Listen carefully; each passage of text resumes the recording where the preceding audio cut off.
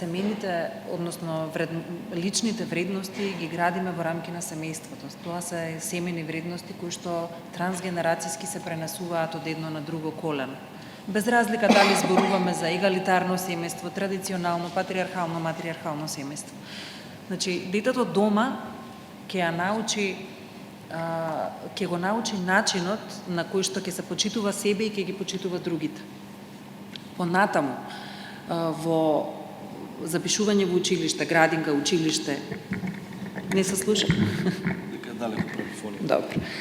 Понатаму, како ќе расте детето, само ќе се соочува со нови ситуации, а ќе го користи истиот метод како да стигне до сликата за себе или до посакуваниот негов личен успех. Ако детето научило дека со почитување на другиот, тоа е негова доблест, дека тоа е негова јака страна, тогаш ќе ги почитува другите. Меѓутоа, за некое дете кое што дома видело дека ако го почитувам другиот, тоа значи дека сум понизен, дека сум инфериорен, дека не ме бива, а другиот е подобар од мене, нема да сака да го користи тоа.